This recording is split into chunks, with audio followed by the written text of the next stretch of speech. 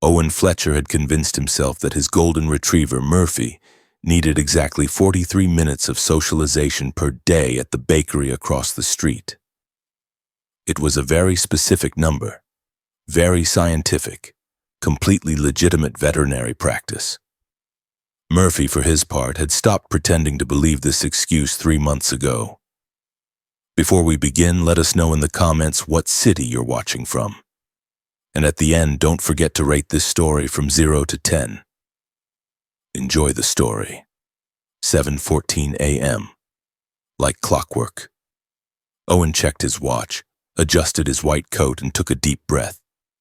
Murphy was already pulling toward the crosswalk, tail wagging with the enthusiasm of a dog who knew exactly where they were going and why.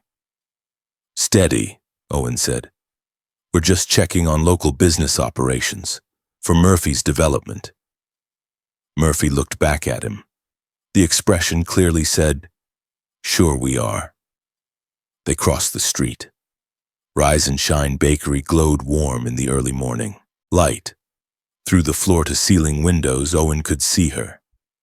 Ivy Chen, dark hair pulled back in a ponytail, flour on her apron, humming while she arranged pastries in the display case. She looked up, saw him, smiled. Owen's brain forgot how to process basic information. "Professional," he murmured to himself while pretending to check his phone. "This is professional dog care, completely normal veterinary practice. Murphy needs pastry exposure for his behavioral development." The door chimed as they entered. The smell of fresh bread and coffee hit him like a warm hug. Ivy turned from the display case, and Owen forgot what he'd planned to say. "Good morning," she said. "Morning," he managed. "Murphy needs to socialize with local businesses for his development. That's very thorough veterinary care." "I'm nothing if not thorough." She held up a small pastry bag. "I made extra almond croissants. Again, I keep overestimating demand." "That's..." Owen's vocabulary abandoned him. "That's really unfortunate for you. The overestimating. Terrible business practice. The worst." Murphy sat down between them and yawned loudly as if to say, "You two are exhausting." "Murphy looks very socialized today," Ivy said, scratching behind the dog's ears. Murphy leaned into her hand with the devotion of a religious convert. "He's making progress," Owen said. "Social progress, with businesses." "How many businesses does he visit?" "Just this one." "Very focused socialization. I believe in targeted approaches." Their eyes met. Both looked away quickly. Ivy handed him the pastry bag. Their fingers touched for half a second. Owen's brain stopped working entirely. "Thank you," he said. "Murphy appreciates your pastry commitment. I appreciate his business commitment. It's very committed business." "Very committed." Murphy sighed heavily and lay down. Even the dog knew this was painful. Owen paid, dropped his wallet, picked it up, dropped it again. Finally got his card into the reader on the third try. Ivy pretended not to notice. She was very kind about pretending not to notice. "See you tomorrow?" she asked. "Murphy will need more socialization tomorrow, same time. I'll make sure to overestimate demand." "Appreciated." He backed toward the door. Murphy had to be physically dragged away from Ivy, all four paws digging into the floor in protest. Outside, Owen walked 3 steps before Murphy stopped dead and looked back at the bakery window. "Don't judge me," Owen said. Murphy judged him. 8:30 a.m. Owen stood at his clinic window, pretending to organize patient files. The files were already organized. He'd organized them yesterday and the day before, but the filing cabinet happened to be positioned perfectly to see across the street. Ivy was at her counter talking to an early customer. She laughed at something they said. Her whole face lit up. Owen dropped the clipboard. It clattered loudly. His receptionist, Melissa, looked over. You okay, Dr. Fletcher? Fine, completely fine, just slippery hands. You're staring at the bakery again. I'm not staring, I'm observing local business operations. You've been observing for 6 minutes. It's a very interesting business model. Across the street, Ivy looked up, directly at him. Owen froze. Ivy waved. Owen waved back, knocked a pen cup off the desk. Pens went everywhere. Melissa started laughing. I don't want to hear it, Owen said, bending to pick up pens. I didn't say anything. You were thinking it loudly. Outside, standing on the sidewalk between the veterinary clinic and the bakery, Hal Morrison watched the whole thing. Hal owned Morrison's hardware store, had lived on this block for 30 years, and had seen a lot of things. But this was entertaining. He took a sip of his coffee and watched Owen drop another pen. Watched Ivy pretend to study a muffin very intently while sneaking glances across the street. Watched Murphy in the clinic window, watching both of them looking profoundly disappointed in humanity. A customer walked out of the hardware store. Morning, Hal. Morning, Tom. Beautiful day. Sure is. Say, what are you looking at? Hal gestured vaguely toward the vet clinic and the bakery. Romance in its natural habitat. The vet and the baker? Yep. They together yet? Nope. How long's it been? She opened 8 months ago. He showed up day one with that dog and a terrible excuse. Been coming every morning since. Tom squinted at the bakery. Every morning? 7:15, like clockwork. Dog doesn't need socialization. Dog's the most social animal I've ever seen. So why's he still pretending? Because he's a coward, a very polite coward, but a coward. What about her? Hal grinned. She makes exactly 1 almond croissant every morning at 7:10. It's gone by 7:20. That's specific. Very specific. Been doing it for 8 months? You think they know? About each other? No. That they're being obvious? Also know that the entire block is watching? Definitely not. Tom laughed. You still running the pool? Yep. I've got 20 on November. Patricia at the post office has December. You want in? What are the current odds? 37 people have bets. We're at 247 days. I'm starting to think Mike the pessimist might win. He bet never. I'll put 10 on November week 2. Hal pulled out a small notebook and wrote it down. November week 2. Tom Harrison got it. They both looked back across the street. Owen was now reorganizing the same files he'd organized 5 minutes ago. Ivy was rearranging pastries that were already perfectly arranged. Neither one was fooling anyone.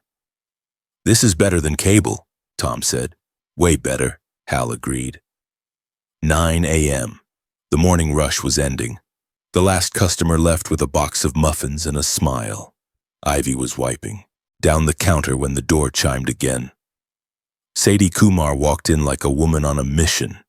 Yoga instructor, best friend, zero filter. So, Sadie said, the hot vet was here. Ivy didn't look up from the counter. How did you know that? The almond croissant bag. Ivy froze. You make exactly 1 every morning, Sadie continued. It's always gone by 7:20. I make extra, in case there's demand. In case there's demand for one specific pastry that only one specific person ever buys. Murphy likes them. Murphy would eat a shoe. This isn't about Murphy. He's a customer, a very loyal customer. Girl. Sadie leaned on the counter.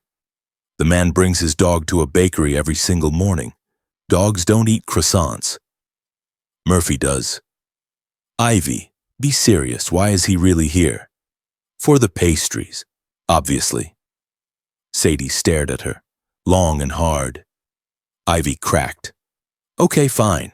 Maybe I've noticed that he comes every morning, and maybe I time the almond croissant so it's fresh when he arrives. But that's just good customer service. You make it at 7:10. He arrives at 7:15.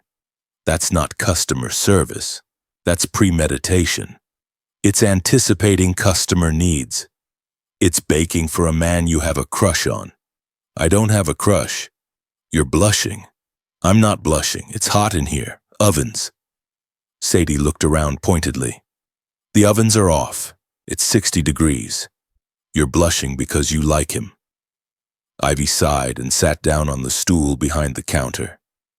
He's here 7 days a week. I know. He always orders the same thing. I know. He smiles at me like I'm the only person in the world. I know. And his excuses are terrible. Murphy needs socialization with businesses? What does that even mean? It means he's trying really hard to have a reason to see you every day. Or he really believes in comprehensive pet care. Sadie picked up a dishcloth and threw it at her. Nobody is that committed to dog. Socialization. He likes you. You like him. This is very simple. It's not simple. Why not? Because what if I'm wrong? What if he really is just a dedicated veterinarian with a very social dog?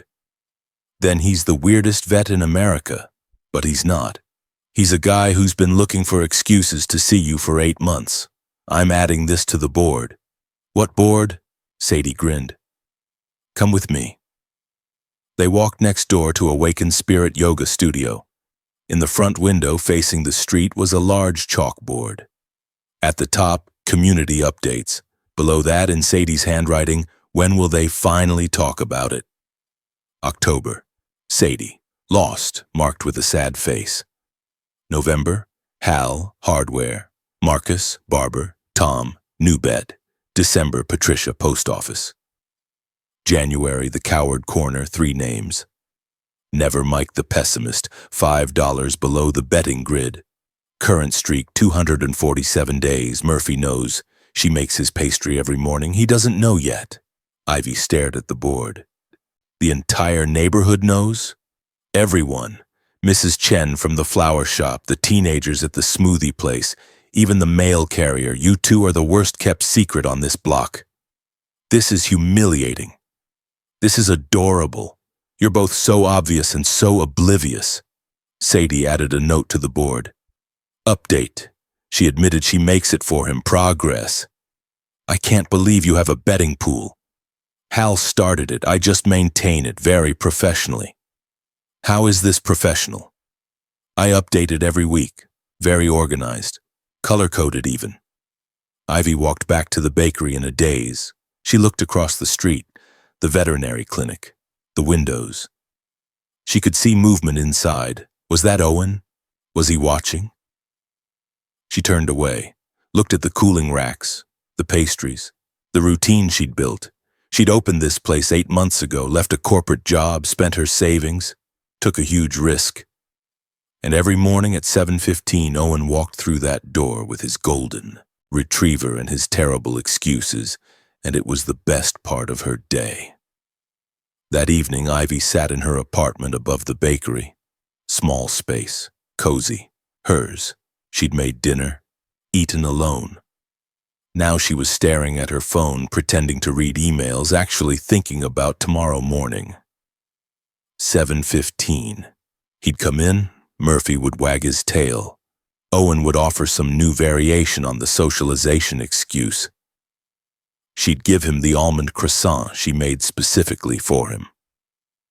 They'd have 45 seconds of awkward conversation. He'd leave, and she'd spend the rest of the day replaying those 45 seconds. This is ridiculous, she said to her empty apartment. You're a grown woman. You own a business. You cannot plan your entire morning around a man who talks to dogs for a living. But she did. Every single morning, 7:10 a.m., almond croissant, just one, always one. Across the street, Owen sat on his couch, Murphy's head on his lap. Late evening, quiet, work was done. The clinic was closed. Tomorrow he'd do it again. Wake up, shower, put on the white coat, cross the street at 7:14 because 7:15 seemed too eager, but 7:20 seemed too casual. Walk in with Murphy, pretend the dog needed business socialization or pastry exposure or whatever excuse he'd invented that morning. See Ivy smile. Forget how to speak. Buy the almond croissant. Leave. "I'm pathetic," he said to Murphy. "You know that, right? I'm a successful veterinarian. I have a degree, I run a business, and I can't talk to a woman without inventing reasons why my dog needs to visit her bakery." Murphy huffed in agreement. "She's just being nice. Professional. Good customer service. That's all it is." Murphy's expression suggested Owen was an idiot. "She's successful, beautiful, talented. Why would she be interested in a guy who smells like antiseptic and has dog hair on 90% of his clothes?" Murphy lifted his head and stared directly at Owen. The look clearly communicated. "Because she makes you fresh pastries every single morning, you absolute walnut." "Go to sleep," Owen said. Murphy lay down with a heavy, judgmental sigh. Owen stared at his ceiling. Thought about tomorrow, 7:15, the bakery, the way Ivy's face lit up when the door chimed, the way she had the pastry bag ready before he even ordered, the way their fingers touched when she handed it over, and how his entire nervous system short-circuited for exactly half a second. Tomorrow. Same routine, same excuse, same 45 seconds of almost conversation. He couldn't wait, neither could she. Across the street from each other, in separate rooms, both lying in bed, both thinking about tomorrow morning, both completely unaware that the entire neighborhood had noticed what they refused to admit. Tomorrow would be day 248. The betting pool was getting interesting. Wednesday morning, 6:45 a.m. Ivy stared at her inventory sheet, with the kind of dread usually reserved for tax audits and root canals. No almond flour. The wholesale delivery was late. Again. She checked her phone. The truck wouldn't arrive until noon. Noon was too late. 7:10 was in 25 minutes. She murmured to herself, barely audible, while frantically checking the shelves one more time. "Okay, it's fine. He probably won't even notice, except he comes every day. At the same time, for the same pastry. That you make specifically for him. Stop talking, you're spiraling." She was definitely spiraling. 7:10 came and went. No almond croissant, for the first time in 248 days. Across the street, Owen noticed immediately. He was at his window, pretending to review charts, actually watching the bakery. He'd seen Ivy checking her shelves, seen her on the phone, seen her pace behind the counter. Something was wrong. He checked his watch. 7:12. He usually left at 7:14, but she looked stressed. Murphy was already at the door, tail wagging expectantly. "Change of plans," Owen said, "when we're going early." Murphy's expression said, "Finally, you're learning." The bakery door chimed at 7:13. Ivy looked up, surprised. "You're early?" "You looked stressed, through the window." "Not that I was watching, I was just..." "The window faces this direction." "You were watching through your window?" "Observing." "Professional observation." "Of course." They stared at each other. Owen cleared his throat. "You okay?" "Yes, fine, just inventory issues. Anything I can help with?" "Unless you have almond flour, probably not." Owen blinked. "I might actually have some." "You have almond flour?"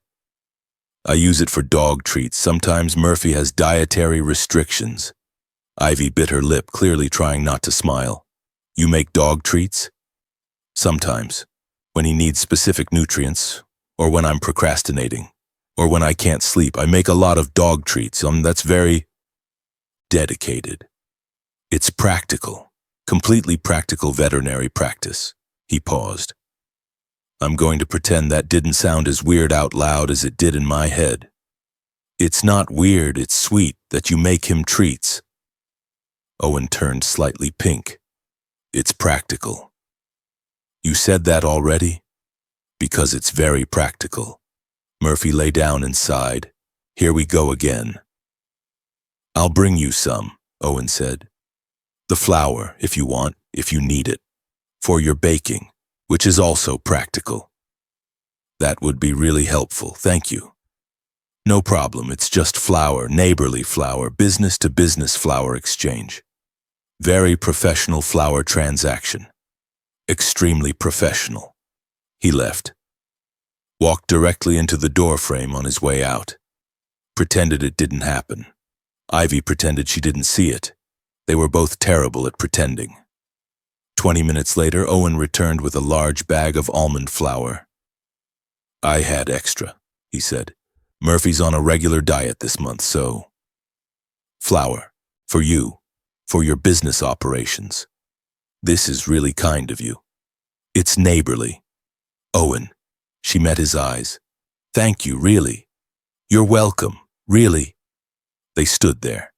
Bakery counter between them, Murphy at their feet, moment stretching longer than it should. Do you want coffee? Ivy asked. While you're here? Since you brought flour. I don't want to interrupt your work. You're not interrupting. I'm already here. That might be interrupting. I invited you, that's not interrupting, that's inviting. Right, logic, good point. So, coffee? Yes, please, coffee would be good. She poured 2 cups. They sat at the small table by the window. The table Owen had walked past 248 times but never sat at. How long have you had the clinic? Ivy asked. 2 years. You? 8 months. You opened in March. You remember that? Owen realized what he'd said. I might have noticed, when the construction finished, professional curiosity. You were curious about a bakery? About new businesses in the neighborhood for Murphy's socialization opportunities. Of course, Murphy's needs. Very demanding dog. Murphy was currently asleep under the table, snoring. They talked about the neighborhood, about businesses, about the challenge of being your own boss and employee and janitor and accountant, about early mornings and late nights and the strange satisfaction of building something from nothing. 27 minutes passed before Owen looked at his watch. I should go. I have an appointment at 8. Of course, but thank you for the coffee. Thank you for the flour. You're welcome for the flour, which I had. Extra. He stood, started to leave, turned back. I really do come here for the pastries. I know. Good pastries. Best in the neighborhood. Only bakery in the neighborhood. Best in a 3-block radius. Higher praise. I mean it. I know. He left. She watched him cross the street. He turned back, waved. She waved. He walked into a parking meter. She pressed her hand to her mouth to keep from laughing out loud. Hal watched the whole thing from his hardware store entrance. He pulled out his phone. Group text to the neighborhood watch list. Well, not official neighborhood watch, more like neighborhood romance surveillance. Hal. He brought her flour. The responses came immediately. Patricia. Post office. Flour. Sadie. Yoga. That's basically a love language. Marcus. Barber. What kind of flour? Hal. Does it matter? Marcus. I'm invested in the details. Hal. Almond flour. For her croissants. Sadie. The croissants she makes for him? Hal. The very same. Patricia. How long did he stay? Hal. 27 minutes. Personal record. Sadie. I'm updating the board. Marcus. What's the new timeline? Sadie. I'm moving my bet.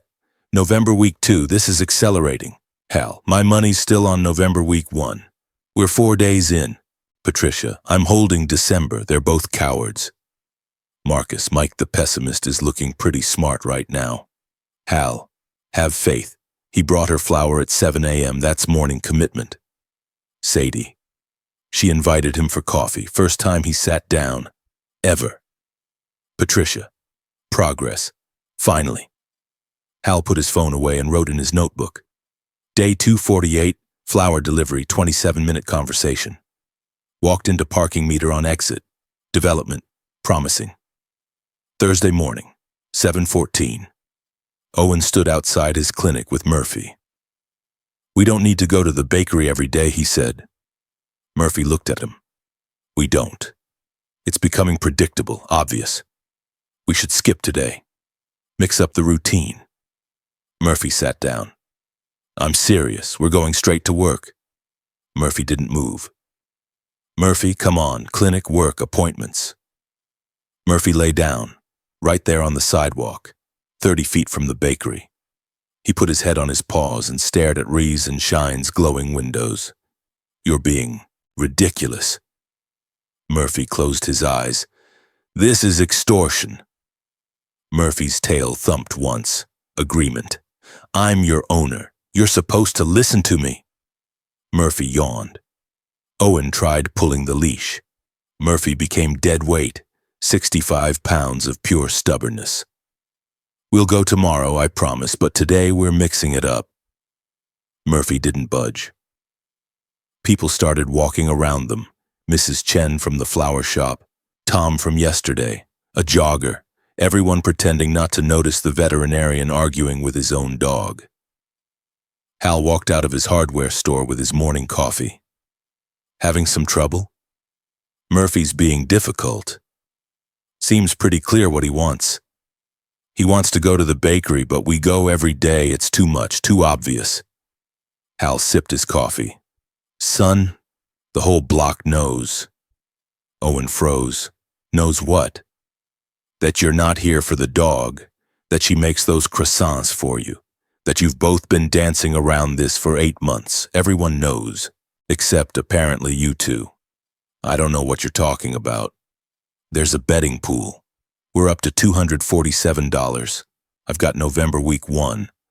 Patricia has December. Sadie just moved her bet to November week 2 after yesterday's flower situation." "Yesterday's flower situation?" "You brought her flour at 7 in the morning. Stayed for 27 minutes. That's not business networking, son. That's courting." Owen sat down on the sidewalk next to Murphy. "The entire neighborhood has been watching us for 8 months. You're terrible at being subtle. I thought I was being professional. You walk into things constantly. She watches you through the window constantly. You both think you're hiding it. You're not." Owen put his head in his hands. Murphy licked his ear sympathetically. "Just go get your croissant," Hal said. "The dog's not moving until you do, and honestly, son, neither should you. She makes them for you. That means something." "That she makes them because I'm a customer. She makes exactly one every morning at 7:10. You arrive at 7:15. That's not customer service. That's planning." Owen looked across the street through the window. Ivy was behind the counter. She looked toward the clinic, saw him sitting on the sidewalk, tilted her head in question. He waved. She waved back, smiled. Murphy stood up immediately, started pulling toward the bakery. "Traitor," Owen muttered. "Smart dog," Hal corrected. They crossed the street. The door chimed. Ivy was waiting with the pastry bag. "Murphy really wanted that croissant," she said. "Apparently more than his dignity. Dogs don't have dignity. Mine does, did, past tense. He staged a sit-in on the sidewalk, refused to move. That's very committed. He's a committed dog." She handed him the bag. "You tried not to come today." Owen stopped. "How did you know that?" "You were standing outside your clinic for 5 minutes, looking at the bakery, looking away, looking back. I assumed you were debating something." "You were watching me debate?" "I was checking street traffic. You happened to be in my line of sight. Of course, traffic, very busy street, extremely busy, at 7:15 a.m., peak traffic time." They were both smiling now, not hiding it, not looking away. "The croissant got cold while I waited," Ivy said quietly. Owen's breath caught. "You were waiting?" "I make it at 7:10 every morning." "That's very specific timing. You arrive at 7:15 every morning." "Also very specific." "Yeah, So, so, Murphy barked, loudly, impatiently, the universe's worst wingman and also somehow the best. I could stay, Owen said, for coffee if you want, if you're not busy. I'm not busy. Good. That's good, I'll stay. He stayed for 45 minutes. They talked about nothing important and everything important. Favorite books, worst jobs, why they chose their careers. Murphy slept under the table, satisfied with his work. When Owen finally left for his first appointment, Ivy watched him cross the street. He didn't walk into anything this time. Progress. Hal was already updating his notebook. Day 249, Murphy sit-in successful, 45-minute conversation. No physical injuries during exit, significant progress. Friday afternoon, Owen walked into the post office to pick up a package.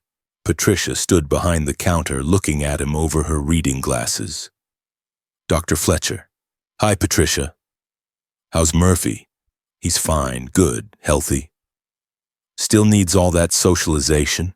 Owen froze. You too? Everyone, honey, the whole block. Hal said there's a betting pool. $247, I've got December. Why December? Because you're both cowards. But yesterday's flower delivery gives me hope. Maybe November. Owen signed for his package. It was just flour. At 7 a.m.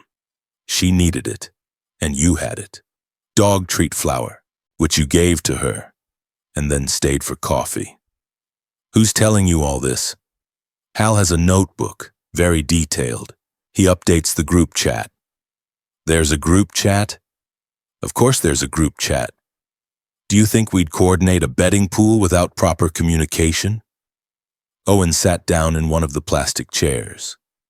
I don't know what to do. Patricia came around the counter, sat next to him. When are you asking her out? I don't know if she wants, Owen. She makes you fresh pastries every single morning, at the same time, for 8 months. She makes them for everyone. She makes exactly one almond croissant, every day. The only person who ever buys it is you. That could be coincidence. For 8 months? Honey, no. She's successful, beautiful, she has this whole life. I'm just the vet with dog hair on his coat. You're the vet who brings her flour when her delivery is late. The vet who stays and talks. The vet who she looks for through the window every single morning. She does. Sadie documented it, 7 a.m. every day. She checks the clinic, waits for you to cross the street. Owen's whole face changed. Really? Really? So stop pretending the dog needs socialization and talk to her. What would I even say? The truth. That you've been coming to that bakery for 8 months because you like her, not the pastries, her. What if she says no? Then at least you'll know. But Owen, she won't say no. She's been making you almond croissants for 249 days. That's not customer service. That's hope. Owen walked out of the post office in a daze, looked at the bakery. Ivy was at the window, arranging pumpkins for fall. She looked up, saw him, waved. He waved back, started to walk toward his clinic, turned around, started toward the bakery, stopped, turned back toward the clinic, walked directly into a parking meter. Ivy saw it, pressed her hand to the window. He could see her laughing. He was laughing too. From the hardware store, Hal wrote in his notebook. Day 249, post office intervention complete. Subject walked into parking meter. Again, both laughing. Prognosis, good. The group chat lit up. Patricia. I told him the truth. Sadie. And? Patricia. He walked into a parking meter. Marcus. Classic. Hal. They're both laughing though. Good sign. Sadie. I'm updating the board. Status. Both idiots, both smitten. Progress. Slow but steady. Patricia. My money's still on December. Hal. I'm holding November. Sadie. November week 2. I feel it. Marcus. I want in on this. $20 on November week 3. Hal. Done. Welcome to the pool, Marcus. That evening, Ivy sat with Sadie at the bakery after closing. Wine, leftover pastries, best friend interrogation. "So," Sadie said, "he brought you flour." It was neighborly. It was romantic. It was flour. At 7 in the morning, dog treat flour. That he had at home. That he brought over immediately when you needed it. He's helpful. He's smitten. You don't know that. Girl, I have a feelings PhD, fully accredited. He's smitten. You're smitten. This is very simple. What if I'm reading it wrong? You've made him the same pastry every morning for 8 months. He's never missed a day. Not once. Rain, snow. That week you had the flu. He came every single day. He likes the croissants. Sadie threw a napkin at her. Stop. Please, my heart can't take this much denial. What am I supposed to do? Talk to him. Tell him the croissants are for him, specifically him, on purpose. With intention. I can't just say that. Why not? Because then it's real. It's already real, you're just refusing to acknowledge it. Ivy picked at a muffin. What if he doesn't feel the same way? Then why does he walk into things when you wave at him? He's clumsy. Only around you? Hal confirmed it. He's perfectly coordinated otherwise. Hal's watching us? Everyone's watching you. There's a notebook. It's very detailed. Ivy put her head on the table. This is humiliating. This is adorable. The whole neighborhood is rooting for you. The whole neighborhood has a betting pool. Same thing. Community support. Saturday morning came. Day 250. Owen woke up with a decision made. He was going to talk to her. Really talk to her, tell the truth. Murphy seemed thrilled with this plan. 7:14. They crossed the street. 7:15. Door chimed. Ivy turned from the display case, smiled, held up the pastry bag. Good morning. Morning. The usual? Owen took a deep breath. Actually, I need to tell you something. Ivy's smile faltered. Okay. Murphy doesn't need socialization. She blinked. What? Murphy is extremely social. Murphy would befriend a rock. The socialization excuse is completely made up. Oh. I come here because I want to see you every morning for 8 months, that's why. Ivy set down the pastry bag very carefully. You come here to see me? Yes. Not for the croissants. The croissants are amazing, but no, for you. She stared at him.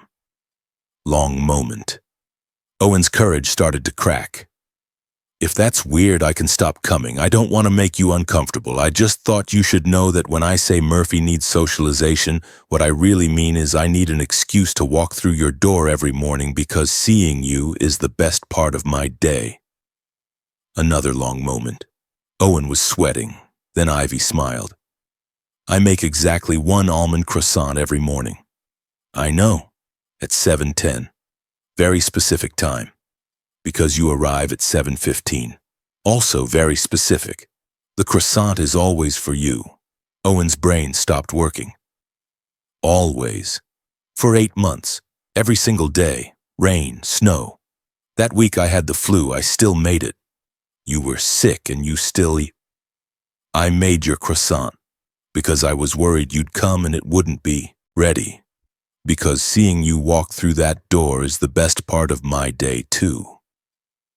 They stared at each other across the counter. Murphy lay down and finally looked satisfied. So, Owen said, we've established that Murphy doesn't actually need socialization. And I don't actually overestimate demand. What do we do now? Ivy smiled, slow and warm and real. We could have coffee, real coffee, not through the window coffee. Sit down and talk coffee tomorrow after I close. Yes, absolutely. What time? 6? I'll be here. With Murphy? Murphy's part of this negotiation. Fair. He left, walked across the street without incident, looked back. She was watching through the window. He waved. She waved. From his hardware store, Hal pulled out his phone. Hal, it's happening. The group chat exploded. Sadie. What's happening? Hal. He told her he doesn't come for the dog. Patricia. And? Hal. She told him she makes the croissants for him. Marcus. Finally. Sadie. What's next? Hal. Coffee. Tomorrow, 6 p.m. Patricia. That's a date. Sadie. That's definitely a date. Hal. November week 1, I called it. Everyone pay up. Sadie. The coffee hasn't happened yet. Hal. It's happening. I can feel it. My November bet is safe. Patricia. We'll see. That night, Ivy sat in her apartment, smiling at her ceiling. They were having coffee tomorrow. A real conversation, no more pretending. That night, Owen sat on his couch, smiling at Murphy. They were having coffee tomorrow, a real conversation. He'd finally told the truth. Murphy sighed contentedly. About time. Day 250, finally some progress. The betting pool was getting very, very interesting. Sunday, 5:30 p.m. Ivy had changed her outfit 4 times, currently wearing the 3rd option. Maybe the 2nd was better. No, the 4th. Definitely the 4th. It's just coffee, she said to her reflection. You've had coffee with him before, Wednesday, Thursday, Friday. This is the same, except completely different, because now you both know. Stop spiraling. She was spiraling. 5:45. Owen stood outside the bakery with Murphy. He'd arrived 15 minutes early, decided that was too eager, walked around the block, came back, still 10 minutes early, decided that was acceptable. Murphy looked at him like he was an idiot. It's just coffee, Owen said. Casual, friendly. Neighborly coffee between 2 business owners who happen to make pastries for each other and admit to thinking about each other constantly. Very normal. Murphy's expression suggested nothing about this was normal. 5:58. Owen couldn't wait anymore.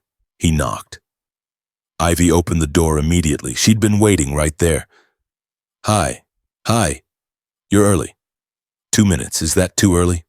No, perfect. I was ready, waiting. Not that I was anxiously waiting, just ready. I walked around the block. To kill time. To seem less eager. Did it work? No, I'm extremely eager. She laughed. Actually laughed. The sound made Owen's entire nervous system relax and panic simultaneously. Come in. She'd set up the same table as before. 2 cups, pastries arranged on a plate. The bakery was closed. Quiet. Just them and Murphy and the warm glow of the overhead lights. They sat. Both reached for their coffee at the same time. Both pulled back. Both laughed awkwardly. This is weird, Ivy said. Very weird. We've talked before. Many times, 250 times, give or take.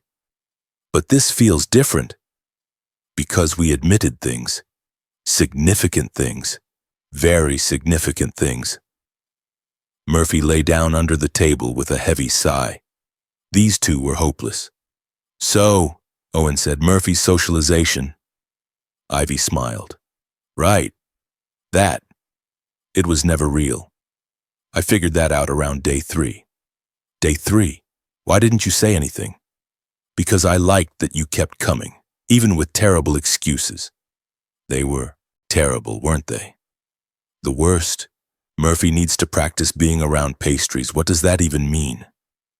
In my defense, I was panicking. For 8 months? Continuous panic, very sustained. She was smiling fully now, not hiding it. I make exactly 1 almond croissant every morning. I know, you told me. I started on day 1. The day you first came in, you tried a sample. Your face did this thing. What thing? Like you'd found religion in pastry form. That's accurate. And I thought, I want to see that face again. So the next morning I made an almond croissant. At 7. Then 7:05. Then I figured out you came at 7:15, so I started making it at 7:10. To make sure it was fresh. Owen stared at her. You've been timing it for me. From the beginning. From the beginning. I thought you were just being nice, professional. I was being intentional. Very, very intentional. The whole neighborhood knew. Apparently, Sadie says, Hal has a notebook, very detailed notes. Patricia showed me the group chat. They've been coordinating. The betting pool. $247. Who's winning? Hal thinks he is. November week 1. But the coffee date was his benchmark, so technically he wins tomorrow if this goes well. If this goes well. Owen's ears turned red. I'm assuming it's going well. This right now. Is this going well? Owen. Yeah, it's going well. Good, that's good. I'm going to stop panicking now. Are you actually going to stop? No, probably not, but I'll pretend better. They talked, really talked, about the neighborhood, about their businesses, about the weird intimacy of being awake before the rest of the world. Ivy told him about her corporate job, marketing, good salary, stability, soul-crushing boredom. My mom cried when I quit, she said. Not happy tears, disappointed tears. She kept saying I had a degree, a career, benefits. But you did it, anyway. I did it anyway. Spent my entire savings on this place. The first 6 months were terrifying. Some days I barely broke even. Some days I didn't break even. But you stayed. Because I'd rather fail at something I love than succeed at something I don't. She looked at him. Does that sound naive? It sounds brave. I didn't feel brave, I felt terrified. Some mornings I'd come down here at 5 a.m. and think, what did I do? What if I can't make this work? But you did make it work. I'm making it work. Present continuous tense, still scary some days. You make it look easy. That's the performance. Behind the scenes, I'm constantly worried about flour deliveries and equipment breaking and whether I charged enough for the apple turnovers. You're charging enough for the apple turnovers. How do you know? I've watched you sell 30 in an hour. People love them. You've been watching my apple turnover sales. I've been watching everything for 8 months. You hum when you're happy. Always the same song. You started humming at 7:12 this morning. You crack your knuckles when you're nervous. 3 times. Always 3. You call your mom on Thursdays and you always look tired after. Ivy set down her coffee cup very carefully. You notice all that? I can't stop noticing you. I've tried. Why would you try? Because you're successful, beautiful, talented. You built this place from nothing. And I'm the guy who smells like dog shampoo and talks to pets for a living. Owen. I know it's not a competition, but sometimes I look across the street and think, why would she be interested in me? You could have anyone. I don't want anyone. I want the guy who brings me flour at 7 in the morning. The guy who stays late for families who can't afford full appointments. The guy who makes dog treats when he can't sleep. That guy. That guy walks into parking meters. I know, it's very endearing. It's embarrassing. It's charming. I only do it around you. I know. Hal confirmed it. Hal's documentation is very thorough. Too thorough. They were sitting closer now, somehow. Neither one remembered moving, but Owen could see the exact shade of her eyes, brown with flecks of gold. He'd wondered about that for 8 months. Now he knew. I should tell you something, Owen said. Okay. I had a relationship before, long-term. She left because I worked too much, cared more about the clinic than her. That's what she said. That must have hurt. It did. But also she was right. I did care more about the clinic, not because I didn't care about her, but because the clinic was mine. I built it, every decision, every late night, every scared pet I helped. That mattered to me in a way the relationship didn't. When did it end? 2 years ago when I opened the clinic, she gave me an ultimatum, her or the business. You chose the business. I chose the business. And I told myself was the kind of person who was better with animals than people. Easier that way. Less complicated. But then you opened across the street, and you smiled at me on day one, and I couldn't stop thinking about you. For 8 months, I kept inventing reasons to see you because I was terrified if I stopped coming, you'd forget I existed. I wouldn't forget. How do you know? Because I was checking your clinic window at 7 every morning, waiting for you to cross the street, because I was making almond croissants that only you ever bought, because I was thinking about you constantly and hoping you were thinking about me too. I was. I am. Good. Good. They were inches apart now, both leaning forward, coffee forgotten, pastries ignored. Murphy asleep and snoring. Ivy. Yeah? I really want to kiss you. That's good, because I really want you to kiss you. He leaned forward. She met him halfway. Their lips touched, soft, gentle. 8 months of good. Mornings and croissants and stolen glances through windows. Murphy didn't even wake up. Finally these two figured it out. The kiss ended. They pulled back, both smiling, both breathless. That was how... Yeah, we should have done that 7 months ago. Murphy tried to tell me. Sadie tried to tell me. The whole neighborhood tried to tell us. We're not very observant. We're terrible. The worst. Owen pulled her close again. Want to be terrible together? Yes. They kissed again. Longer this time, deeper. The bakery was warm. The street outside was quiet. The world had narrowed to just this, just them. A knock at the door shattered the moment.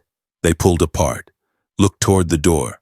A woman stood outside, late 50s, apologetic expression. She waved hesitantly. I'm so sorry, the woman called through the glass. I know you're closed, but it's my son's birthday tomorrow and I promised his favorite cookies and the other bakery was out and I'm desperate and I'm so sorry to interrupt. Ivy looked at Owen. Owen looked at Ivy. I should help her, Ivy said. I know. I'm sorry. Don't be. It's your business, your customer. But we were... I know. I'll wait if you want, if that's okay. You'll wait? Murphy and I have nowhere else to be. She kissed him quickly, stood, went to help the customer. Owen watched her explain options, watched her pull out the special cookie order forms, watched her be patient and kind with a stressed mother. He murmured to himself, barely audible, she's perfect, that's the problem. She's perfect, and I'm going to mess this up somehow, and Murphy knows it, and the whole neighborhood is going to watch me fail spectacularly. From outside the window, Hal was walking by with takeout. He heard the murmur, tapped on the glass. Owen jumped. Hal pointed at him, mouthed, You're not going to mess it up. Owen mouthed back, How do you know? Hal pointed across the street. She watches you all day. She's not going anywhere. Owen looked at Ivy. She was laughing at something the customer said. Then she glanced back at him. Smiled, a smile just for him. Okay, maybe Hal was right. 20 minutes later, the customer left with cookies and gratitude and multiple apologies. Ivy locked the door, turned. Owen was still there. Murphy still asleep under the table. You waited. I said I would. She needed custom cookies. That took a while. I know. You were very patient with her. She was stressed. Birthday party tomorrow. 17 8-year-olds. Terrifying.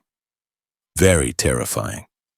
They stood on opposite sides of the bakery, suddenly shy. The moment from before felt both very close and very far away.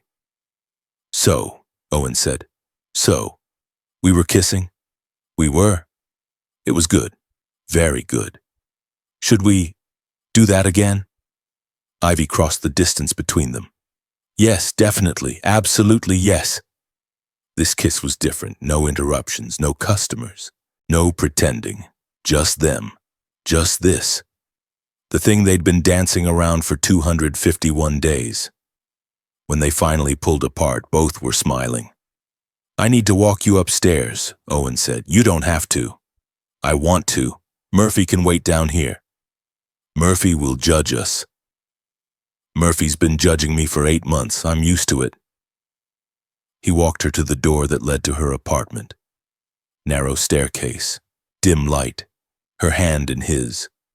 At the top of the stairs outside her apartment door, he kissed her again. "I should go," he said. "You have to be up at 5. "I do. I should let you sleep." "You should." Neither one moved. "Tomorrow?" Ivy asked. 7:15? "I'll be there. I'll make an almond croissant. You don't have to keep making them just for me." "I want to. It's my favorite part of the day." "Even now? Now that we've admitted everything?" "Especially now." "Then yes. I'll be there at 7:15 with Murphy and his fake socialization. Needs. Perfect." He kissed her one more time, started down the stairs, looked back. She was watching. "Ivy?" "Yeah." "This is the best day I've had in 8 months." "Me too." He left, walked across the street, Murphy trotting beside him. Didn't walk into anything. Significant progress. Across the street, every window had someone watching. Hal at the hardware store, Patricia at her upstairs apartment, Sadie at the yoga studio, Marcus closing up the barber shop, all watching Owen cross the street, all watching Ivy wave from her apartment window. Hal pulled out his phone. "Hal, it happened." The group chat exploded. Sadie, "What happened?" Hal, "They kissed. Multiple times, can confirm." Patricia, "You watched them kiss?" Hal, "I was walking by. It was visible." Sadie, "This is amazing, my bet." Marcus, "When exactly?" Hal, "Sunday, 6 p.m. coffee date. Kissing by 6:30. Sadie, "November week 2. I called it." Hal, "The bet was when they'd finally talk about it." Sadie, "They talked and kissed. That counts." Patricia, "Does kissing count as talking?" Marcus, "I think it's advanced talking." Hal, "Saturday they admitted feelings. Sunday they acted on feelings. I had November week 1 for admission. Technically I win." Sadie, "You're splitting hairs." Hal, "I'm collecting winnings. Everyone pay up." Patricia, "Fine, but I want documentation." Hal, "I have 17 pages of notes, very detailed." Marcus, 17 pages? Hal, "I've been committed to this project." The chat continued. The neighborhood celebrated. The betting pool was settled. Mostly. There were disputes about technical definitions, but everyone agreed on one thing. Finally, those two figured it out. Monday morning, 6:45. Ivy woke up smiling. Sunday had happened. The kisses, the conversation, the way Owen looked at her like she was the only person in the world. 7:10. She made an almond croissant, like always, but different, because now he knew. Now they both knew. 7:14. She watched through the window. Owen left his clinic, Murphy beside him. But this time he wasn't pretending, wasn't checking his watch or inventing excuses. He was just walking toward her. 7:15. The door chimed.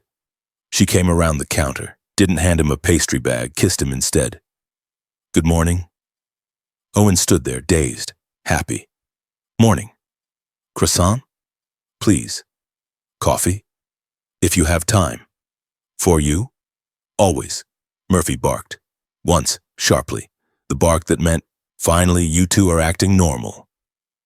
Ivy laughed, reached down to pet him. "Good morning to you too, Murphy." Owen sat at the table he'd walked past for 8 months but never sat at until yesterday. Now it felt like his table. Their table. Ivy brought coffee, sat across from him. Their hands found each other across the table. "How did you sleep?" he asked. Couldn't stop smiling. "You?" "Same. Murphy thought I was insane." "You are insane. You invented dog socialization requirements." In my defense, it worked. Did it? I'm here. You're here. We're holding hands. I'd say it worked. Fair point. They talked. About nothing. About everything. About their day ahead. About when they could see each other next. About whether this was real or if they were both still asleep. Owen checked his watch. 7:45. I have an appointment at 8. Go. You can't be late for Murphy's fake socialization. It's a real appointment. Cat with fleas. Very important. Critical. He stood, kissed her, long and soft and unhurried. Tonight? He asked. Dinner, my place, I'll cook. You sure? You're already up at 5. I'm sure. 7:30? I'll be there. He left. She watched him cross the street. He turned back. Waved. She waved. He didn't walk into anything. Personal record. From his hardware store, Hal wrote in his notebook.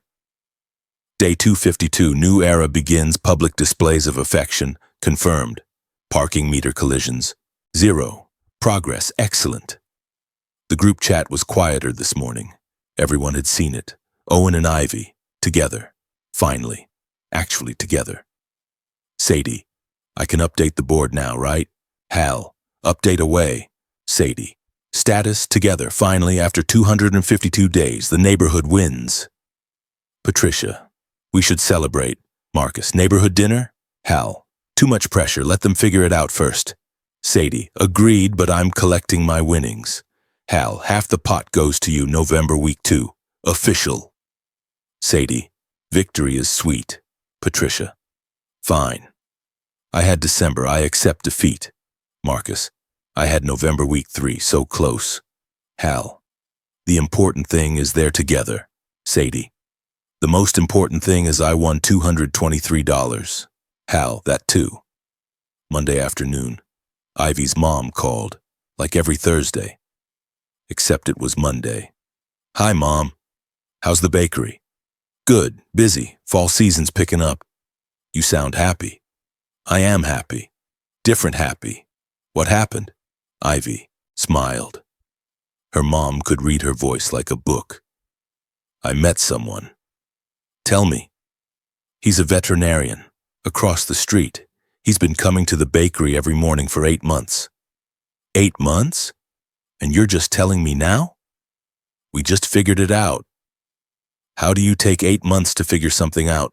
We're both idiots, adorable idiots, but idiots. Her mom laughed. Actual laughter. Warm. Happy. You sound really happy, sweetheart. I am. Really happy. Good. That's all I want. You happy. I know, Mom, thank you. Bring him to dinner next month. I want to meet the man who makes my daughter sound like this. Like what? Like you're exactly where you're supposed to be. They hung up. Ivy stood in her bakery, her business, her dream, the risk that terrified her parents but freed her. And across the street, Owen, who saw her, really saw her, who made terrible excuses for 8 months just to spend 45 seconds in her presence. She was exactly where she was supposed to be. That evening, 7:30. Owen knocked on Ivy's door, holding flowers, Murphy at his side. You brought flowers. I panicked. The flower shop was closing. Mrs. Chen saw me and literally shoved them at me. Did you pay for them? I tried. She refused, said it was for the neighborhood. Ivy laughed, took the flowers, let them in. Dinner was simple, pasta, salad, wine. Conversation that flowed like they'd been doing this for years instead of hours. Murphy lay under the table, content. His work here was done. After dinner, they sat on her couch. Small apartment, cozy, warm. Owen's arm around her shoulders, her head on his chest. This is nice, she said, very nice. Strange, but nice. Strange how? 8 months of dancing around each other, now we're just here. Is it too fast? No, it's exactly right, just strange how long it took to get here. We're slow learners.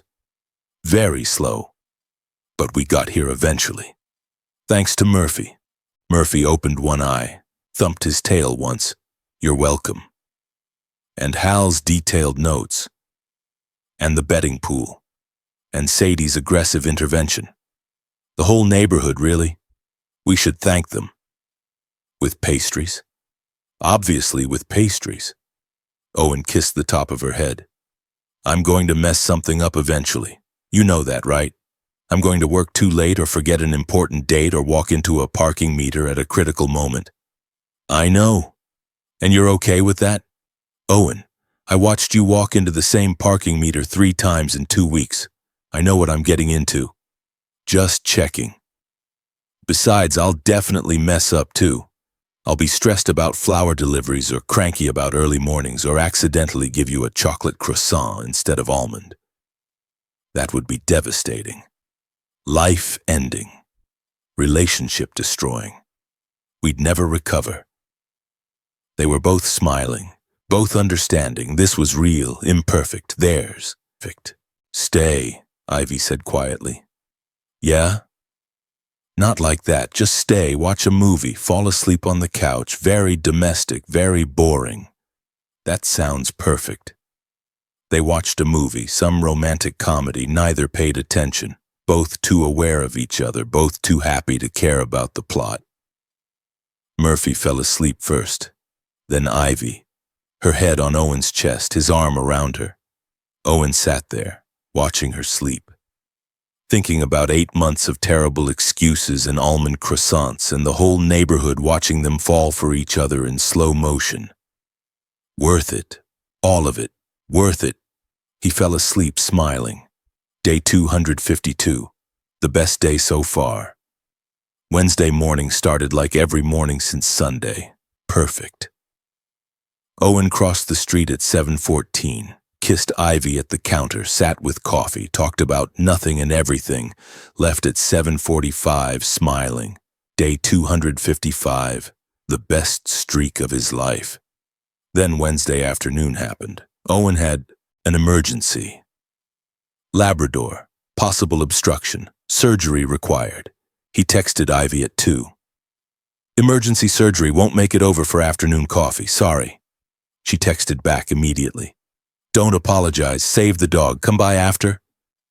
Might be late, 8-ish. I'll be here. The surgery went well. The Labrador would recover. Owen cleaned up, changed clothes, checked his phone, 7:45, perfect timing. He walked toward the bakery, saw someone through the window. Man, tall, well-dressed, leaning on the counter, talking to Ivy. She was laughing, really laughing, the laugh she usually saved for Owen. The man said something else, gestured, confident, smooth. Everything Owen wasn't. Owen froze on the sidewalk, 30 feet away, watching. The man pulled out a business card, handed it to Ivy. She took it, looked at it, nodded. Owen's stomach dropped. Murphy pulled toward the bakery. Owen pulled back. Not tonight, buddy.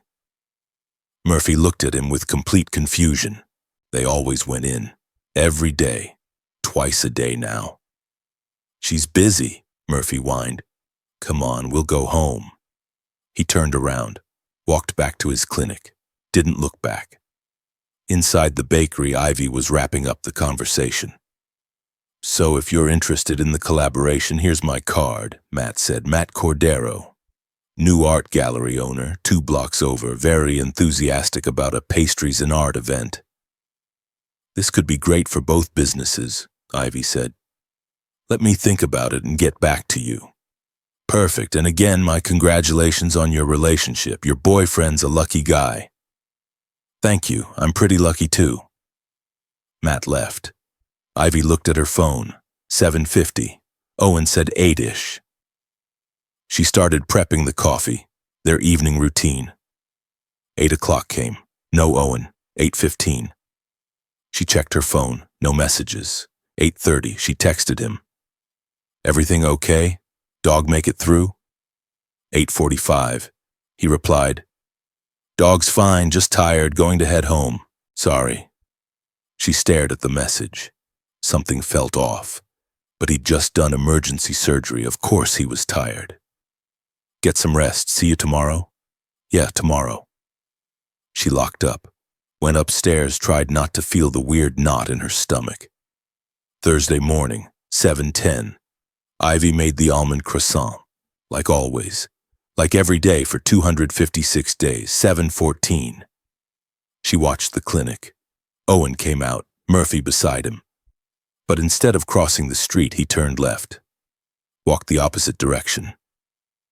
Ivy's heart sank. 7:30. No Owen.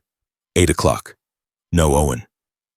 She stood behind the counter staring at the almond croissant, getting cold, getting stale. Sadie walked in at 8:30 for her usual. Where's the vet? I don't know. He didn't come? No. Sadie looked at Ivy's face, then at the uneaten croissant. What happened? I don't know. He had emergency surgery yesterday, canceled evening coffee, said he was tired. This morning he walked the other direction. Did you text him? No, should I? Maybe he just needed space. Maybe I'm being clingy. It's only been a few days. Maybe I'll... Stop spiraling. I'm not spiraling. Sadie pointed at the almond croissant. You made it. I always make it. And he didn't come. He was probably busy. At 7:15 a.m., Ivy picked up the croissant, set it down, picked it up again. What did I do wrong? You didn't do anything wrong. Then why didn't he come? I don't know, but you need to talk to him. What if he changed his mind? What if he realized this was a mistake? After 3 perfect days, girl, no, something else is going on. But Ivy couldn't shake the feeling. The knot in her stomach that said she'd messed something up somehow. She murmured to herself, barely audible, while organizing pastries that didn't need organizing. Don't panic. You didn't ruin everything. Probably. Maybe just 80% ruined. 3 days, that's all it took. 3 days of happiness and then a moule. I can hear you spiraling from here, Sadie said. I'm not spiraling. You're catastrophizing. That's advanced spiraling. What if he's done? He's not done. Owen walked into parking meters for you, repeatedly. He's not done. But the almond croissant sat there all morning, uneaten, the first one in 256 days. At noon, Ivy threw it away. Across the street, Owen was having a similar morning. Murphy, we have appointments. Murphy sat in the clinic lobby, stared at the door, refused to move. I can't just go over there. Murphy stared. She was with someone. He was smooth, confident, gave her his card. She took it. Murphy's expression suggested Owen was an idiot. What if she realized she could do better? What if 3 days was enough to see that I'm just the awkward vet with dog hair everywhere? Murphy lay down, put his head on his paws, sighed heavily. You're not helping. Murphy closed his eyes, clearly done with this conversation. Owen's first appointment arrived, Mrs. Henderson with her cat. Murphy didn't greet them, just stayed by the door, looking at the bakery through the window. Is Murphy okay? Mrs. Henderson asked. He's fine, just moody. He looks heartbroken. He's dramatic. But Murphy did look heartbroken, and Owen felt it too. Friday morning, Owen tried again. Today we go to work, normal day, no bakery, we're moving on. Murphy didn't even look at him, just walked to the door. Sat down, stared through the window at rise and shine. Murphy, please, I'm trying to be professional about this. Murphy started howling. Long, mournful, loud enough that the whole block could hear. Stop that! Murphy howled louder. Murphy! The howling continued. People on the street stopped, looked. One person pulled out their phone to record. This is humiliating. Murphy didn't care. He howled like his heart was breaking. Because in a way it was. He'd 8 months to get these two together. And now they were ruining it. Melissa came out from the back. Dr. Fletcher, you need to do something. The neighbors are complaining. I'm trying. Try harder or take him to the bakery. I can't take him to the bakery. Why not? Because I saw her with someone and she looked happy and I can't watch her realize she made a mistake choosing me. Melissa stared at him. You're an idiot. I know. Go talk to her. I can't, Murphy howled again, this time with what sounded like agreement. Yes. Owen was an idiot. At the bakery, Ivy heard the howling, looked through the window, saw Owen, saw Murphy, saw the scene unfolding. She wanted to go to him. But he hadn't come in 2 days. Maybe he didn't want her to. Friday morning. No almond croissant. First time in 257 days she didn't make it. If he wasn't coming, what was the point? Hal stood outside his hardware store watching the whole neighborhood fall apart. Murphy howling. Owen looking miserable. Ivy looking heartbroken through the bakery window. The entire block depressed. He pulled out his phone. Hal, emergency meeting, tonight, 8 p.m., my place. The responses came immediately. Sadie, what happened? Hal, they're not talking. Patricia, since when? Hal, Wednesday, he hasn't been to the bakery. Sadie, 2 days? Marcus, this is bad. Hal, this is a disaster. Meeting tonight, everyone that evening, 8 p.m., Morrison's Hardware, closed to customers, open to concerned neighbors. Hal, Patricia, Sadie, Marcus, Mrs. Chen from the flower shop. Tom from earlier. Even Mike the pessimist showed up. We have a situation, Hal said. We noticed, Sadie replied. She stopped making the croissant. Silence. Heavy. Meaningful. She stopped making the croissant, Patricia said. The croissant she's made every single day for 8 months? Thursday morning, no croissant. Friday morning, no croissant. This is serious. Very serious. Marcus raised his hand. What do we know? Sadie pulled out her phone. Wednesday afternoon, art gallery guy came to the bakery. Matt Cordero, opened 2 blocks over, talked to Ivy about some collaboration, very friendly, very smooth. And, Hal prompted, and Owen walked by, saw them talking, saw Matt give Ivy his business card. Owen didn't go in.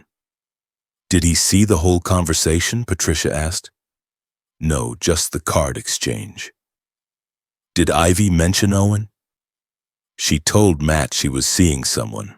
Matt congratulated her, but Owen didn't hear that part. Hal leaned on the counter. So Owen saw a smooth guy talking to Ivy, got jealous, made assumptions, has been avoiding her for 2 days. Classic male behavior, Patricia said. Hey, Hal and Marcus said simultaneously. Am I wrong? Silence. That's what I thought. What about Ivy? Mrs. Chen asked. How's she handling this? She's convinced she did something wrong, Sadie said. Keeps asking what she messed up. She didn't mess up anything, Hal said. She told art gallery Matt she was seeing someone. But Owen doesn't know that, because Owen's a coward who won't talk to her. And Ivy's too scared to push, so they're both miserable. And Murphy's howling. The whole block is depressed. Mike the pessimist spoke for the first time. I told you never, I bet never. Everyone glared at him. What?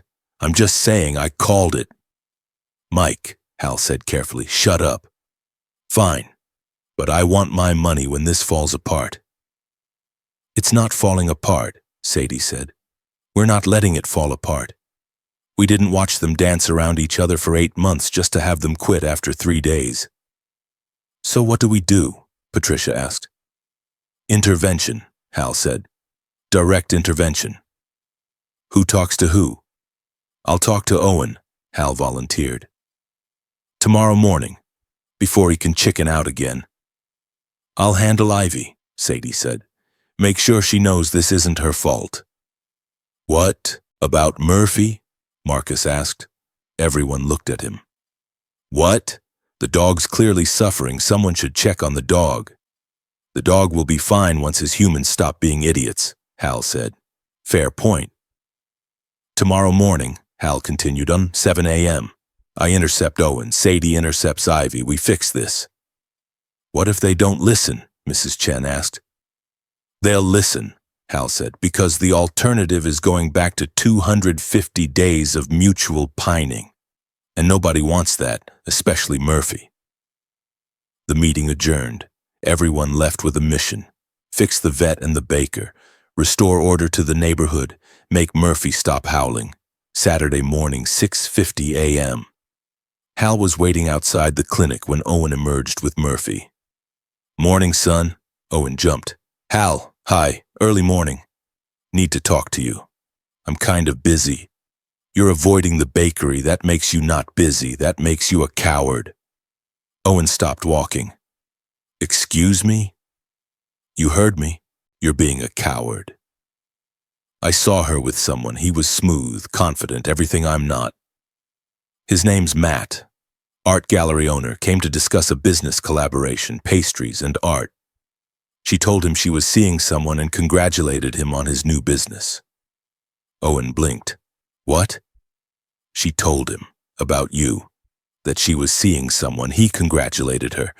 You didn't see that part because you were too busy making assumptions and running away." "She told him about me?" "Yes, and you would know that if you'd actually gone in and asked instead of hiding in your clinic like a scared puppy. Murphy howled for an hour yesterday." "I know. The whole block heard. He's smarter than you." Murphy barked in agreement. "She stopped making the croissant," Hal continued. "Thursday morning, Friday morning, no croissant. First time in 257 days. You know why?" Owen's chest felt tight. "Why?" "Because you weren't coming. And if you're not coming, what's the point? Those croissants were always for you. Every single one, for 8 months. And she stopped making them because she thought you were done with her." "I'm not done with her." "Then why have you been avoiding her for 2 days?" "Because I thought she realized she could do better." "Son," Hal put a hand on Owen's shoulder. "She makes you pastries every morning. She times them to your arrival. She calls her mother about you. She stopped making the thing she's made every single day for 8 months because she thought you didn't want them anymore. Does that sound like someone who thinks she can do better?" Owen sat down on the sidewalk. "Right there." Murphy immediately climbed into his lap, despite being 65 pounds of awkward. "I messed up." "Yes. Really badly. Very badly. She must hate me." "She doesn't hate you. She thinks she did something wrong. She's been spiraling for 2 days. According to Sadie, she's reorganized the entire bakery twice." "That's her." Stress response. "I know, you know why I know, because you notice everything about her, because you're in love with her. So stop being scared and go tell her that." "What if it's too late?" "It's been 2 days, not 2 years. Go fix this." Owen stood up. Murphy jumped down, started pulling toward the bakery immediately. "Right now?" Owen asked. "Right now." "What do I say?" "The truth. That you got jealous and stupid, that you're sorry, that you want to keep showing up every morning for the rest of your life, that you love almond croissants and the woman who makes them." Owen took a deep breath. "Okay. Okay. Hal?" "Yeah. Thank you. You're welcome. Now go. Murphy's been miserable for 2 days. We all have." Owen crossed the street, Murphy practically dragging him. 7:15 a.m., like clockwork, like it always should have been. The bakery door chimed. Ivy looked up from the counter, froze. "Hi," Owen said. "Hi. Can we talk?" "Yes, please, yes." He walked to the counter. Murphy sat between them, waiting. "I'm sorry," they said at the same time. "You're sorry?" Ivy said. "For what?" "For disappearing. For not coming. For making you think you did something wrong." "You're sorry for that? I thought you realized I was too much, too eager, too... No, God, no. I saw you with someone Wednesday through the window. He was smooth and confident and gave you his card, and I panicked." "Matt?" "I don't know his name. Tall guy, well-dressed. The art gallery owner. He wanted to discuss a collaboration, business. I told him I was seeing someone." Owen's shoulders dropped. Relief. You did? Of course I did. I told him I was seeing the veterinarian across the street and I was very happy about it. You told him that? Yes. Why didn't you come in and ask? Because I was terrified you'd realized you made a mistake. That 3 days was enough to see I'm just the awkward guy who talks to dogs. Owen. She came around the counter, took his hands. I stopped making the almond croissant. I know. Hal told me. Do you know why? Because I wasn't coming? Because those croissants were always for you, only for you, every single one, and if you weren't coming there was no point. I haven't made one in 2 days. First time in 257 days. I'm so sorry. I'm sorry too. I should have texted, should have asked what was wrong. I should have talked to you instead of running away. We're both idiots. The worst. Can we please stop being idiots? Yes, please, absolutely. He kissed her, long and desperate and sorry. She kissed him back. 8 months of croissants and 2 days of misery and the promise to communicate better. Murphy barked. Finally, these two fixed it. From across the street, every window had someone watching. Hal pulled out his phone. Hal. Crisis averted. They're kissing. Order restored. The group chat exploded with celebration. Sadie, thank God. Patricia, my heart couldn't take it. Marcus, Murphy stopped howling. Mrs. Chen, balance is restored. Mike, I want my money back. Hal, no refunds, Mike, they're together, deal stands. That evening, Ivy's apartment, 7:30, Owen, Murphy, takeout. We need to talk about communication, Ivy said. We do. If something's wrong, we talk about it. We don't disappear for 2 days. Agreed. And if I see you with someone, I ask about it instead of assuming the worst. And if you cancel plans, I don't spiral into thinking I did something wrong. Deal. They shook hands, formally. Then both laughed. We're ridiculous, Owen said. Completely ridiculous. The neighborhood had to intervene. Hal has 17 pages of notes. He knew everything. Patricia knew Matt's name and his business. Sadie knew you walked by Wednesday at exactly 7:47. They're very thorough, extremely thorough. Should we be worried about the surveillance level? Probably, but also they fixed us, so maybe we owe them. Pastries? Lots of pastries. Owen pulled her close. I love you. She pulled back, looked at him. What? I love you. I've loved you since day one, when you handed me that sample almond croissant and smiled and I forgot how to form sentences. I've loved you through 257 days of terrible excuses. I loved you through 2 days of thinking I'd lost you. I love you. Owen. You don't have to say it back, I just needed you to know. I love you too. Yeah? Yes. I've been in love with you for 8 months, making croissants at 7:10 every morning because I wanted you to have something fresh and warm and made just for you. I love you. He kissed her. She kissed him. Murphy sighed contentedly and fell asleep. Day 258. Crisis over, love declared, neighborhood victorious. The betting pool technically ended in a tie, but nobody cared anymore. They were together, finally. Actually, for real this time. And Monday morning at 7:10 a.m., Ivy made an almond croissant. Just one, just for him, like always. 3 weeks later, November rolled into the neighborhood with cold mornings and warm pastries. Owen and Ivy had settled into a routine. 7:15 at the bakery, evening dinner, weekends together. Murphy permanently stationed between them wherever they went. The neighborhood watched with satisfaction. Order restored, balance maintained. Murphy had stopped howling, but Owen had a plan. A big, slightly terrifying, very public plan. Saturday morning, 8 a.m. Owen stood in Hal's hardware store with Murphy, Sadie, Patricia, Marcus, Mrs. Chen, Tom, and approximately 12 other business owners. So, Owen said. I need your help. We know, Sadie said. Hal told us. I wanted it to be a surprise. Hal's terrible at keeping secrets. I'm standing right here, Hal said. We know, we're stating facts. Owen cleared his throat. I want to propose tomorrow, Sunday morning, in front of the bakery. Romantic, Patricia said.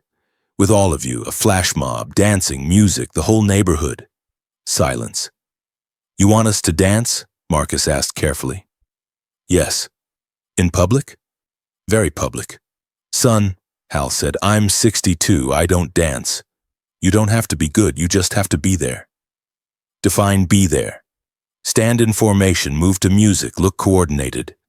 We won't look coordinated, Marcus said. We definitely won't look coordinated, Patricia agreed. I don't care, I just need the gesture, the neighborhood, all of us. Showing her that this isn't just me and her, it's all of us. You've all been part of this from the beginning. Sadie stepped forward. What's the plan? Sunday, 8 a.m. She thinks we're doing brunch. I tell her to meet me outside. Music starts. Everyone appears. I propose. With what? Please tell me you have a ring. Owen pulled a small box from his pocket, opened it. Simple, elegant, perfect. Oh, Mrs. Chen said softly. That's beautiful. My grandmother's. My mom gave it to me 3 years ago.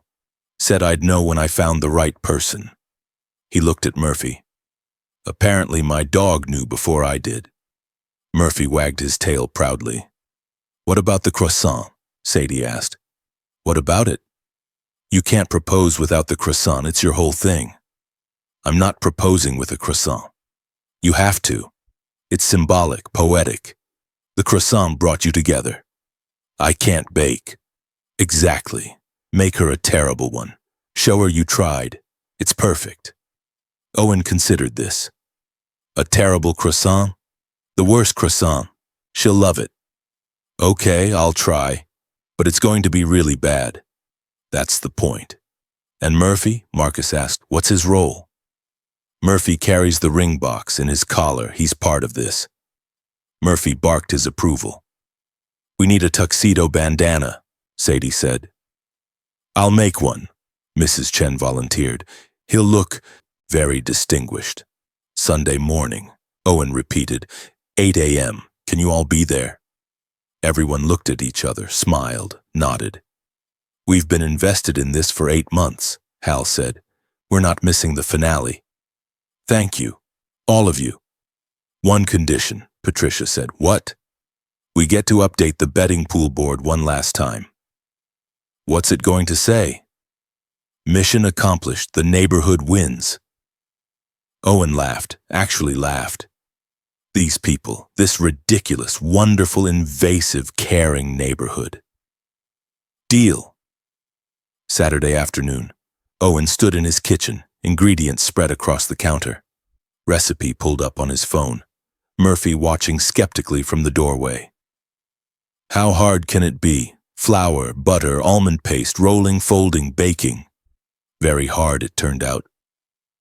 The first attempt came out flat, like a pancake, a sad, disappointed pancake. The second attempt burned. Charcoal, actual charcoal. The third attempt looked almost right. If you squinted and had never seen a real croissant. This is terrible, Owen said to Murphy. Murphy tilted his head. Agreement. But Sadie's right. It's symbolic. She'll understand. Murphy looked doubtful. I'm giving her my worst baking to match the 8 months of her best baking. That's romantic, right? Murphy lay down. Clearly, this was hopeless. Owen boxed up attempt number 3. Lopsided, vaguely croissant-shaped, made with love and absolutely no skill. Perfect. Sunday morning, 7 a.m. Owen stood outside the bakery with Murphy. Murphy wearing a tiny tuxedo bandana courtesy of Mrs. Chen, looking extremely dignified and slightly annoyed about it. Owen held a small box. Inside, the ring, and next to it, the world's worst croissant. He murmured to Murphy, barely audible. Okay. Flash mob. Whole neighborhood. This is either perfect or I'm moving to Canada. Inside the bakery, Ivy heard him through the door. Smiled despite her nerves. Owen had been acting strange all week. Sweet, but strange, like he was planning something. She opened the door. Hi. Why are you... She stopped, looked at Murphy's bandana. Why is Murphy wearing a tuxedo? He's formal today. It's 8 a.m. on a Sunday. Formal occasions don't have time requirements. Owen, what's going on? Come outside? Outside? Please? She stepped out.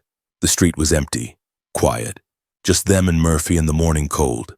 Then music started, from somewhere, everywhere. Owen. People started appearing, from doorways, from around corners, from shops. Hal, Patricia, Sadie, Marcus, Mrs. Chen, Tom, Mike, every single business owner on the block, the teenagers from the smoothie shop, regular customers, the mail carrier. All of them standing in formation, sort of. Formation was generous. The music continued, something romantic, something perfect. They started moving, dancing, attempting choreography. Hal was off beat. Patricia was clapping wrong. Marcus was doing something that might have been the robot. But they were trying. All of them. Together. Ivy's hands went to her mouth. Owen stepped forward. Murphy sat at his side, tuxedo bandana perfectly straight, looking like he'd orchestrated the entire thing. Hi, Owen said. Hi. Her voice was shaky. What is this? This is me being very public about something I should have been public about 8 months ago. Owen, you made me almond croissants for 257 days every morning at 7:10 just for me. You timed them to my arrival. You built your morning around me before I even knew you were building your morning around me. The music softened. Everyone stopped moving, stood still, watching. I invented terrible excuses for 8 months because I was terrified to admit I was coming to your bakery for you. Not Murphy, not pastries, you. I've been in love with you since day one. When you handed me that sample and smiled and I forgot how to speak. Ivy was crying. Now. Happy tears. Shocked tears. Murphy doesn't actually need socialization. She laughed through the tears. I know. He figured that out immediately. He's a very smart dog, Murphy barked, obviously. And you don't actually overestimate demand. I know that too. You make exactly 1 almond croissant, every day, for me. For you. Owen pulled out the small box, opened it, the ring, and next to it wrapped carefully the worst croissant anyone had ever seen. I made you something. Ivy looked in the box. Saw the ring, saw the croissant, started laughing and crying simultaneously. Is that a croissant? Technically. It's flat. I forgot baking powder. It's lopsided. I got nervous. It's the most beautiful thing I've ever seen. It's the worst croissant in history. It's perfect.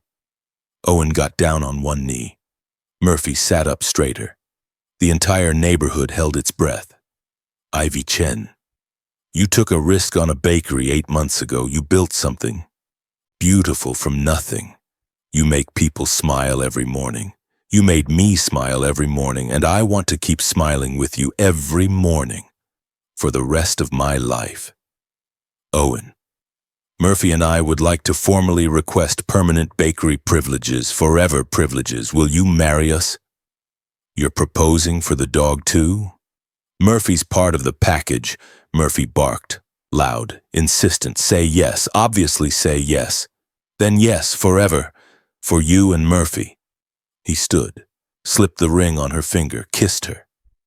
The neighborhood erupted in cheers. Hal was crying, Patricia was taking photos, Sadie was literally jumping up and down.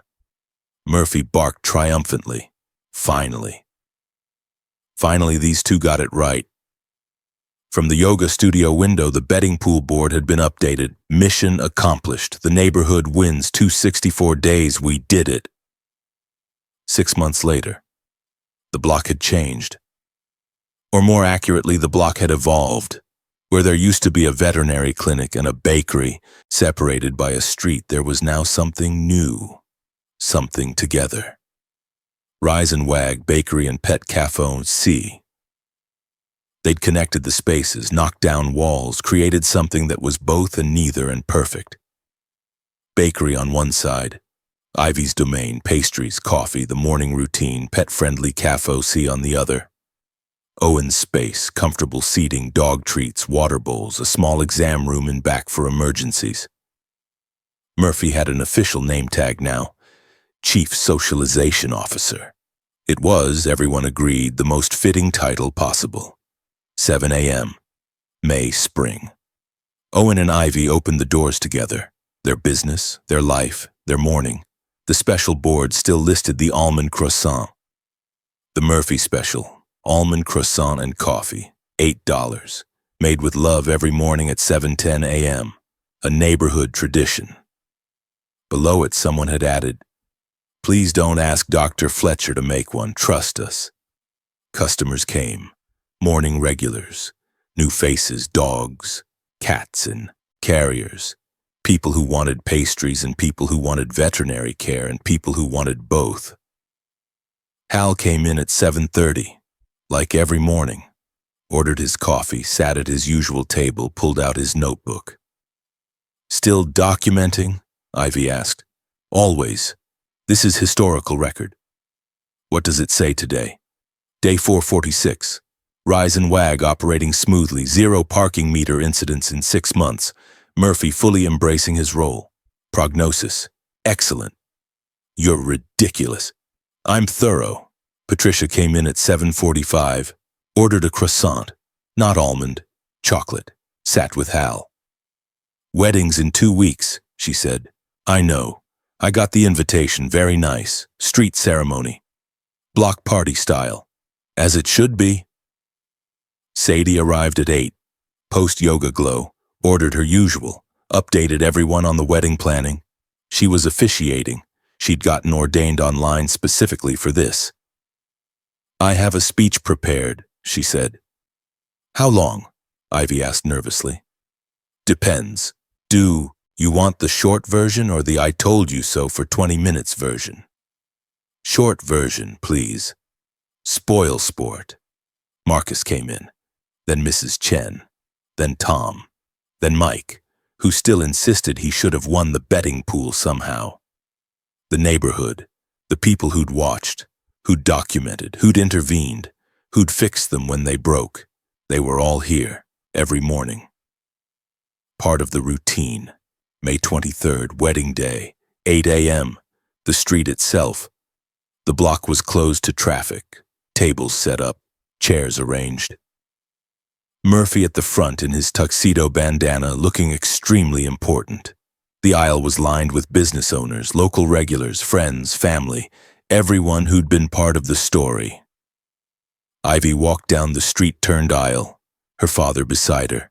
Simple dress, spring flowers, smiling so hard her face hurt. Owen stood at the front with Sadie. He saw Ivy, forgot how to breathe. 8 months of croissants, 6 months of planning, a lifetime ahead. She, reached him, took his hands. "Hi," she whispered. "Hi." Sadie cleared her throat. "Dearly beloved, and neighborhood busybodies, we're gathered here because these 2 idiots finally figured it out." Laughter, warm, affectionate. "I've been Ivy's friend for 3 years. I watched her take the risk on the bakery, watched her build something beautiful. And I watched her make exactly 1 almond croissant every single morning for a man who pretended his dog needed socialization." More laughter. Owen turned red. Ivy squeezed his hands. "Owen, I met you after this started, but Hal's given me the notes, all 17 pages, very detailed notes." 18 pages now, Hal called out. 18 pages, Sadie corrected, of watching you walk into parking meters, of Murphy's rebellion, of terrible excuses, of 2 people falling in love in the slowest, most obvious way possible. Sadie paused, smiled. "And it was perfect. Because you built something real, something that involved this whole neighborhood. You made us all part of your story. And we're honored. She nodded to Owen. Your vows? Owen took a deep breath. Ivy, I promise to show up every morning. Not because Murphy needs socialization, but because you're my favorite part of every day. I promise to support your business and your dreams and your terrible early mornings. I promise to never disappear for 2 days without talking to you first. And I promise to love you every day. Even when we're both idiots. Ivy was crying, happy tears. Owen, I promise to keep making almond croissants every morning, just for you. I promise to laugh at your terrible jokes, to let Murphy have permanent bakery privileges, to talk instead of spiral, and to love you every day, parking meters and all. Murphy, Sadie said. The rings?